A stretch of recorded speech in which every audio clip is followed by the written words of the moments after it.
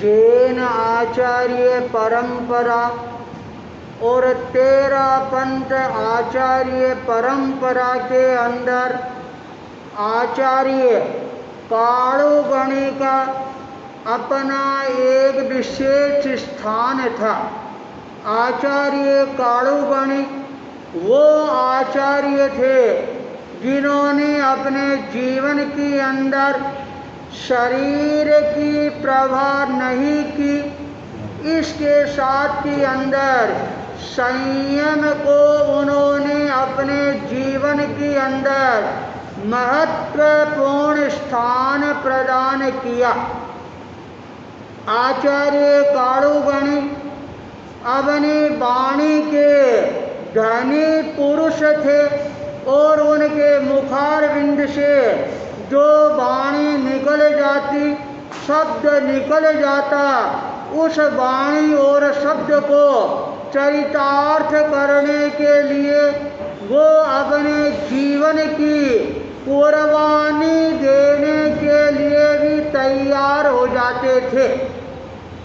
जब भाद्रव शुक्ला छठ का दिन आता है और वह दिन इस बार हमारे सामने 24 अगस्त का दिन आ रहा है, जब आचार्य काणुगणी ने मेवाड़ के अंदर, गंगापुर के अंदर, संथारे के साथ के अंदर आज अपनी साधना को शिखरों पर चढ़ाया था।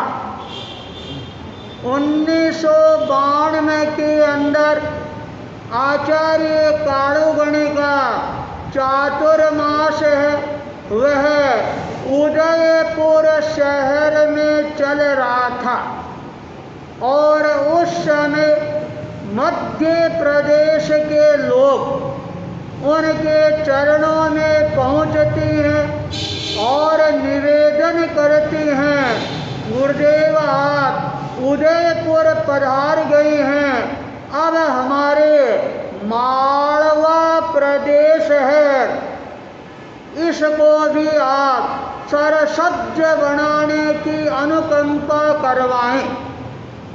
मालवा के लोगों की श्रद्धा, भक्ति व समर्पण देखकर आचार्य काणुगणी ने मालवा यात्रा की उद्घोषणा करवा दी।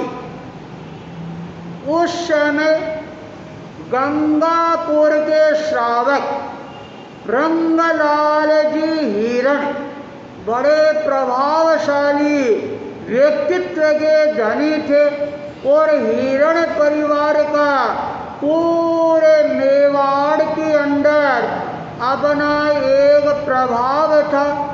आचार्य वर्ग के चरणों में पहुंचती हैं और निवेदन करती हैं, मैंने नया मकान बनाया है, रंग महल, और आप कृपा करके एक चातुर्मास है गंगापुर प्रदान करवाने की अनुकंपा करवाएं।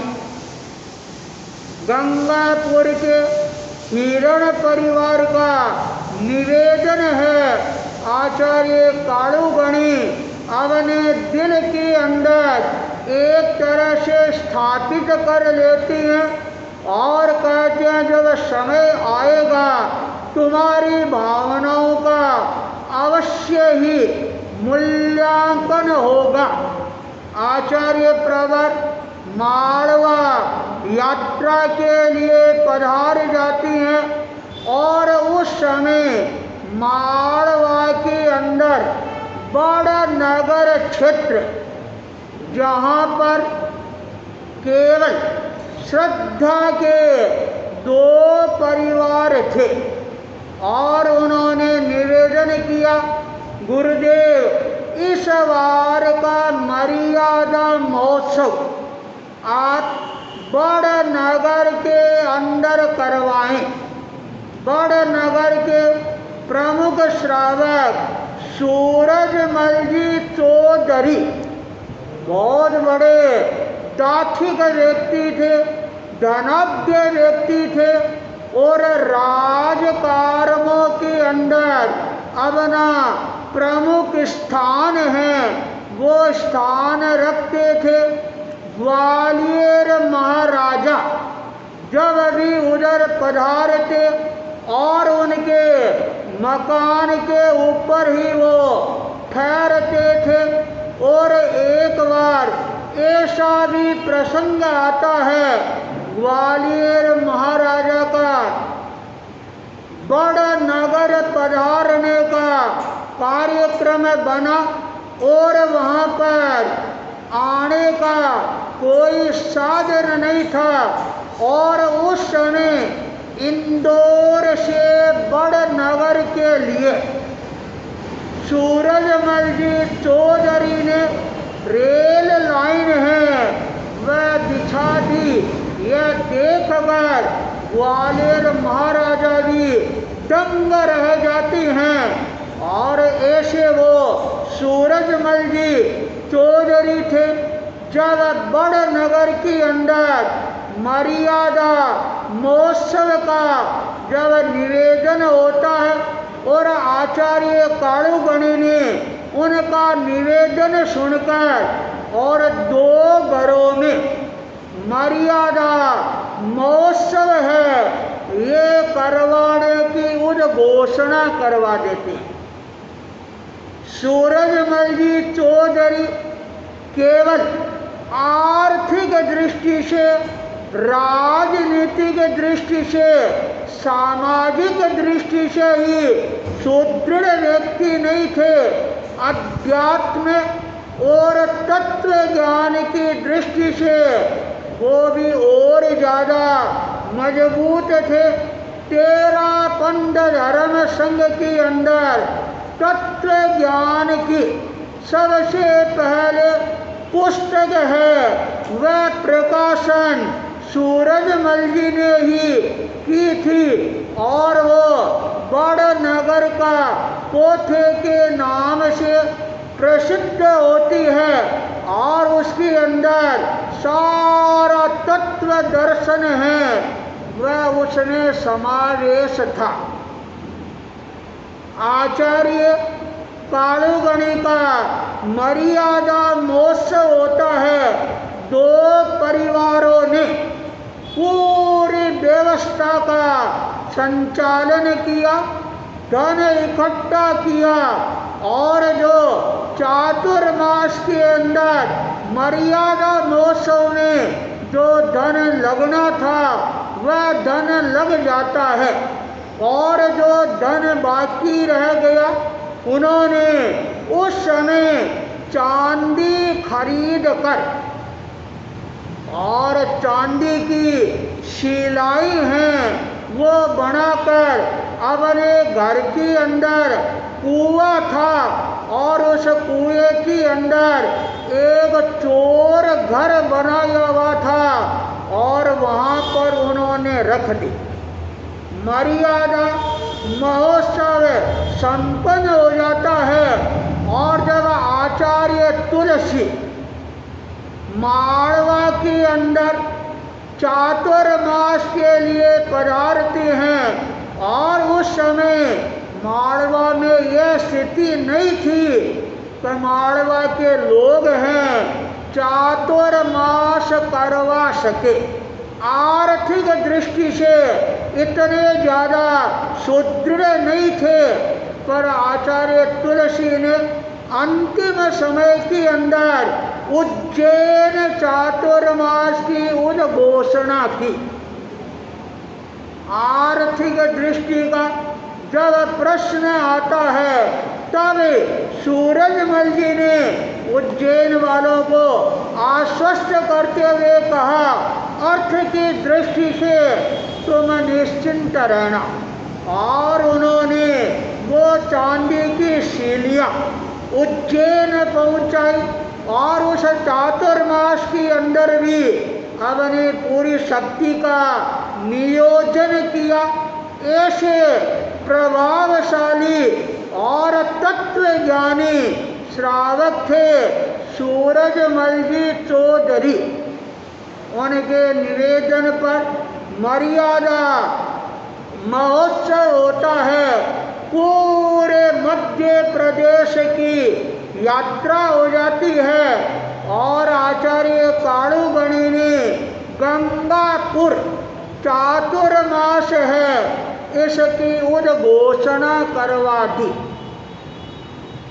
मालवा यात्रा परिसंपन्न होते होते मालवा का अंतिम गांव जावद के अंदर आचार्य काड़ूगणी का पदार्पण होता है। जावद वह क्षेत्र जो हमारे धर्म संघ के मुनि चोथमल जी और कुंदनमल जी स्वामी की जन्मभूमि थे। चोथमल जी स्वामी वो संत थे, उन्होंने तेराबंद धर्म संघ के अंदर संस्कृत के अंदर काड़ू कौमुदी की रचना की।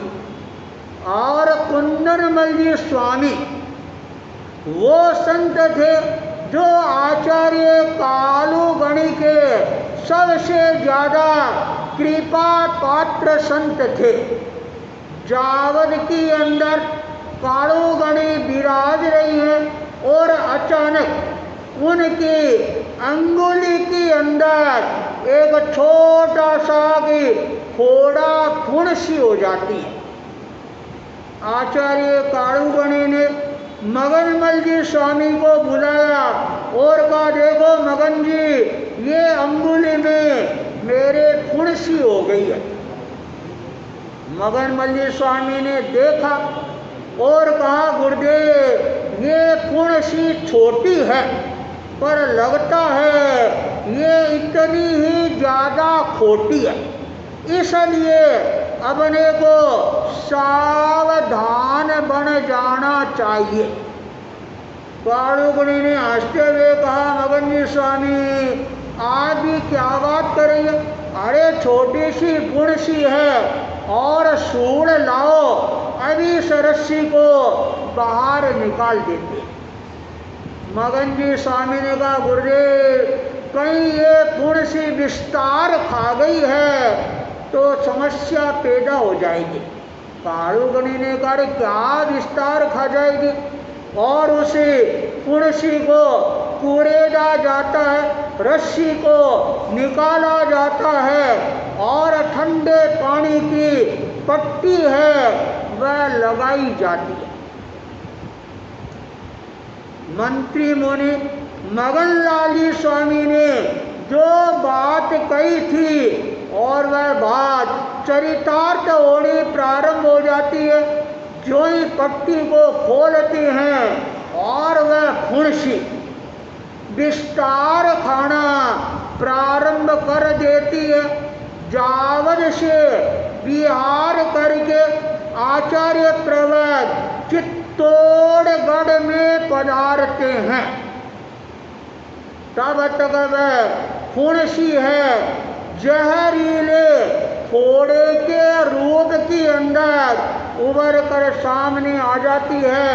हाथ के अंदर मवाद भर जाती है, रस्सी भर जाती है और उस हाथ से काम होना है ये भी बंद हो जाता है।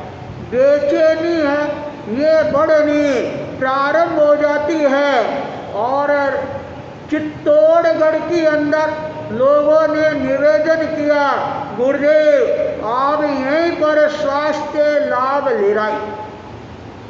काड़ूगणी ने कहा, नहीं, मेरा वचन दिया हुआ है इसलिए मेरे को गंगापुर चातुर्मास के लिए हर हालत में प्रवेश करना। काड़ूगणी विहार करती हैं पर पैर हैं ये लड़खड़ाने प्रारंभ हो जाती है। हाथ में गेड़िया था उसके सहारे वो छोटे छोटे विहार करवाती है। पर वह जो रस्सी है वह दिन प्रतिदिन बढ़ती ही जा रही थी और कारूगणी गंगरार गांव के अंदर पधारती है।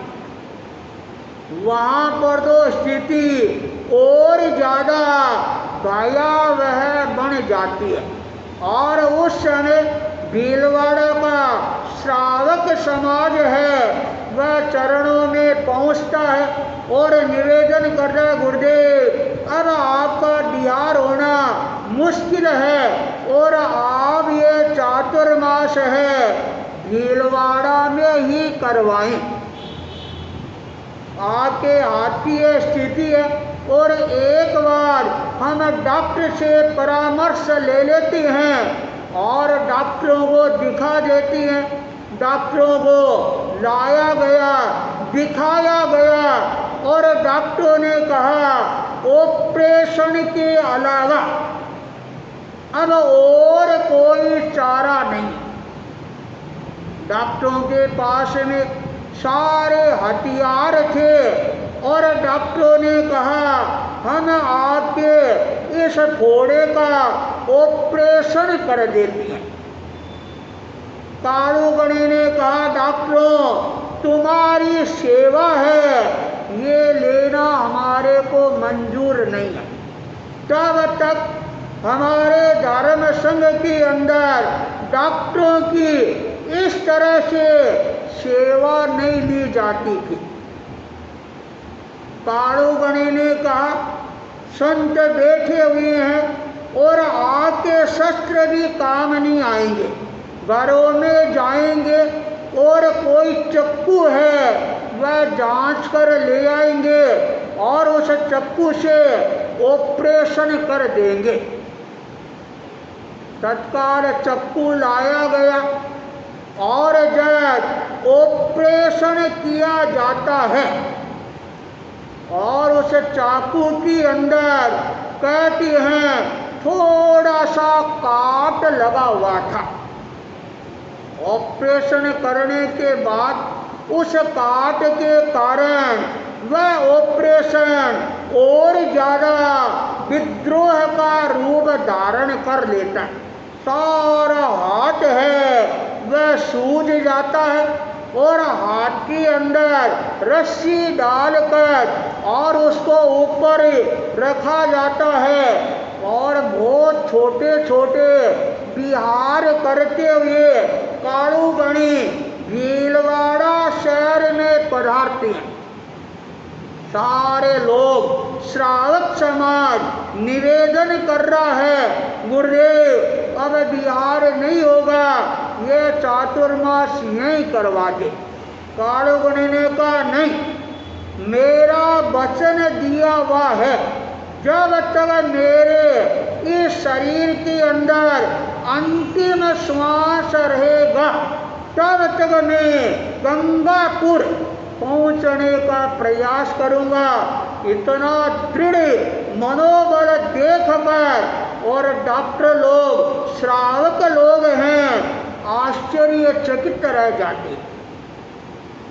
कारूगणी भीलवाड़ा से बिहार करके पूरे गांव में पधार जाती हैं और उस समय उन्होंने चिंतन किया गंगापुर है छोटा क्षेत्र है इतने साधु साधियों को साथ में नहीं रखना चाहिए। तत्काल अनेकों साधु साधियों को बुलाया और उनको अगवानी बनाकर उनके अलग अलग चातुर्मास है ये उद्घोषित कर दिए। घोर तपस्वी मुनि सुखलाल जी को बुलाया और कहा सुखलाल इस बार तेरे को अलग चातुर्मास करना होगा। मुनि सुखलाल जी ने निवेदन किया गुरुदेव इतने वर्षों तक मैं काया की छाया की तरह आपके साथ में रहा और अब आप जब बीमार हैं और आप मेरे को अलग भेज रही हैं नहीं गुरुदेव मैं आपकी सेवा में रहूँगा। कारूगणी ने कहा सुखलाल इस बार तेरे को नहीं रखूंगा। और 5 संतों के साथ कांकरोली चातुर्मास उद्घोषित हो जाता है। समय नजदीक आ जाता है। मुनि सुखलाल जी को मन मार कर और विहार करना पड़ता है।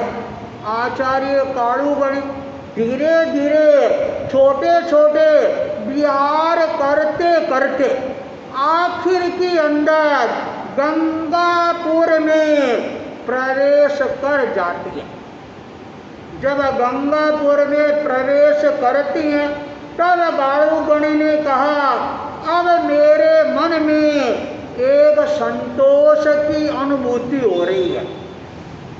मैंने जो वचन दिया था और वह वचन आज मेरा पूरा हो जाएगा। आचार्य काड़ूगणी रंग महल के अंदर श्रावक रंगलाल जी हिरण के आवास पर चातुर्मास के लिए पधार जाते, पर स्वास्थ्य है वह धीरे धीरे और ज्यादा कमजोर होता चला जाता है। सावन महीना निकल जाता है, भादवा महीना आ जाता है और कमजोरी दिन प्रतिदिन बढ़ती जा रही है। तब काड़ूगणी ने सोचा, अब मेरे को अपना उत्तराधिकार का भार है, किसी को सौंप कर और निश्चिंत बन जाना चाहिए। मगनमल जी स्वामी उनको बुलाया और उनसे चर्चा की तो बोलो, मगन जी मेरे पीछे उत्तराधिकार है, वो मैं किसको सौंपूं? मगनमल जी समझे, गुरुदेव ये तो आपका सर्वाधिकार है, जिस पर मर्जी हो उसको आप सौंप सकती हैं। काड़ूगणी ने कहा, मगन जी मेरी बात को हवा में मत उड़ाओ, गंभीरता के साथ में चिंतन करो। संघ का दायित्व है, कौन संभाल सकता है? मगनमल जी ने कहा, गुरुदेव आपकी नजर किस पर है?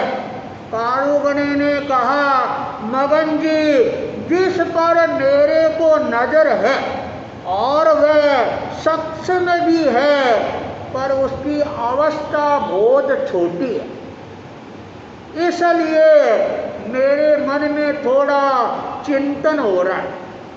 मगन जी स्वामी ने कहा, गुरुदेव किन के ऊपर आपकी नजर है? तब काड़ूगणी ने कहा, मेरी नजर लाडनू वाले तुलसी के ऊपर है और वह केवल 22 वर्ष का है। मगनलाल जी ने, गुरुदेव आप अवस्था की ओर बिल्कुल ध्यान नहीं गिराएं और आप निश्चिंत होकर और मुनि तुलसी को उत्तराधिकार आप सौंप सकती हैं। काड़ूगणी का विश्वास और ज्यादा मजबूत बन जाता है और अच्छा दिन देखकर, अच्छा चौगड़िया देखकर और आचार्य काड़ूगणी ने मुनि तुलसी को अपने पास में बुलाया, बिठाया, संघ की रीति और नीति उससे परिचित करवाया और कहा, तुलसी अब मैं तेरे को अपना उत्तराधिकारी बनाना चाहता हूं। यह बात सुनकर एक बार तो मुनि तुलसी चमक जाती है, काड़ूगणी की तरफ देखने लग जाती है। काड़ूगणी ने कहा, तुलसी तू निश्चिंत रहे और देख मगन जी स्वामी हैं, वो सारा काम तेरा अपने आप हल्का कर देंगे। आचार्य काड़ूगणी ने मुनि तुलसी को अपना उत्तराधिकार है यह सौंप दिया। जो ही 22 वर्ष के नव युवक को यह उत्तराधिकार दिया जाता है, सारे देश के अंदर एक चर्चा का माहौल बन जाता है। अरे 22 वर्ष का लड़का और इतने बड़े संघ का आचार्य बनेगा। धीरे धीरे तीज निकलती है, चौथ आती है और पंचमी आती है, संवत्सरी का महान दिन। आचार्य कालूगणी ने बड़ी हिम्मत और बहादुरी के साथ के अंदर और उपवास करवाया। संथारा है वह व्रत धारण कर लेती है। जो इस संथारे की बात चारों तरफ फैलती है और एक नया वातावरण है वह बनना प्रारंभ हो गया। आचार्य कालूगणी ने जिन संतों को अपने से अलग चौमासा करवाया था, उन संतों ने सोचा अरे कालूगणी ने संतारा कर लिया है और संतारे के अंदर हम चातुर्मास में भी विहार करके और आचार्य के चरणों में पहुंच सकती है। खेड़ गोगुंडा जो संतों का चातुर्मास था, उन्होंने वहाँ से विहार कर दिया। कालूगणी के संतारे के समाचार जब सुखलाल जी स्वामी के कानों में पहुँचते हैं, तत्काल उन्होंने संवत्सरी के दिन और विहार करने का निश्चय कर लिया और तत्काल अगले दिन फिर कांकरोली से विहार करके गंगापुर की ओर प्रस्थान कर देती हैं।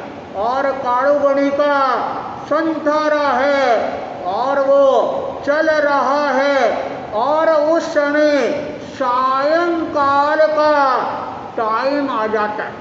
मुनि सुखलाल जी स्वामी आचार्य कालूगणी के चरणों में पहुंच गए।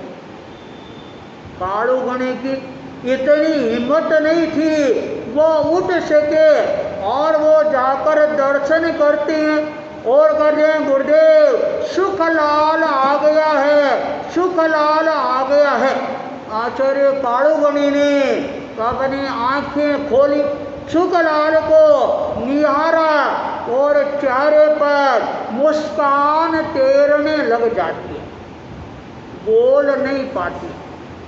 सायंकाल सूर्य अस्त का समय और कालूगणी ने अपनी सारी शक्ति बटोर कर और एक शब्द बोल पाए, मगनजी स्वामी कहाँ है। मगनलाल जी स्वामी पंचमी समिति के लिए बाहर पधारे हुए थे। संत लोग तत्काल रवाना होते हैं और उनको कहते मगनजी स्वामी पधारो, कालूगणी याद कर रही। और यह सुनते मगनजी स्वामी अपनी पात्री को दूसरे संतों को दे देती हैं और तत्काल शरीर भारी था फिर भी वो चलती हैं और कालूगणी के चरणों में पहुंच गए। कालूगणी के पास में जाकर कहते हैं मगन हाजिर है। कालूगणी ने आंखें खोली और एक शब्द निकला, अब। मंत्री मुनि ने उस शब्द को पकड़ लिया और कहा क्या आपको 24 हार संतारा पचका दे। एक शब्द निकलता है हाँ, और मगनजी स्वामी ने न इधर देखा न उधर देखा और कहा आपको देव गुरु धर्म की शरण है, वीतराग प्रभु की शरण है और हमारे को आपकी शरण है और आपको चारों आहार पानी के त्याग है। शिवाचार्य तुलसी पास में बैठे थे, वो आश्चर्यचकित रह गए, अरे ऐसे कैसे संतारा पचका दिया। पर मगनमल्ली स्वामी ने दृढ़ मनोबल के साथ संतारा है वो पचका देते हैं और वह संतारा थोड़ी देर के अंदर सीज जाता है और भाद्रवा शुक्ला छठ का दिन है, एक नए इतिहास का सृजन करने वाला बन जाता है। सबसे ज्यादा दुख है मुनि सुखलाल जी स्वामी को होता। काड़ू गणी का वह शरीर देख कर मुनि सुखलाल जी मन के अंदर चिंतन करते हैं। 60 वर्ष की अवस्था में काड़ू गणी का स्वर्गवास हो गया। उसी समय 35 वर्ष की भर जवानी में मुनि सुखलाल जी ने अपने आत्मबल के साथ के अंदर ये संकल्प किया। जब आचार्य काड़ू गणी ने 60 वर्ष की अवस्था में अपना शरीर छोड़ दिया है, तो सुखलाल तेरे को भी 60 वर्ष के बाद अन्न और जल है ये ग्रहण करने का त्याग है। इतना बड़ा संकल्प करना ये कोई हंसी मजाक का खेल नहीं है। पर मुनि सुखलाल जी बड़े यो दृढ़ मनोबली थे और वो संकल्प है स्वीकार कर लेती हैं। तो आज के दिन आचार्य काड़ू गणी का गंगापुर के अंदर स्वर्गवास होता है और ये इनका स्वर्गवास है एक तरह से पूरे धर्म संघ के अंदर एक रिक्तता का अनुभव कराने वाला बन जाता है। पर आचार्य काड़ू गणी के युग के अंदर 13 पंथ धर्म संघ ने शिक्षा की दृष्टि से, दीक्षा की दृष्टि से और धर्म प्रचार की दृष्टि से नए नए क्षेत्र है और खोलने के अंदर एक महत्वपूर्ण उपलब्धि है वह प्राप्त की थी। तो आज हम काड़ू गणी का ये 85वां निर्वाण दिवस है ये हमें मना रहे हैं। और आज के दिन हम भी हमारे भीतर के अंदर मुनि सुखलाल जी की तरह ऐसी शक्ति का जागरण करके और काड़ू गणी की यादगार में कोई ऐसा संकल्प है वो करेंगे। तो ये 85वां निर्वाण महोत्सव है ये हमारे जीवन के अंदर हमेशा हमेशा के लिए एक तरह से यादगार बन जाएगा। इसी मंगल भावना के साथ ओम अरहम।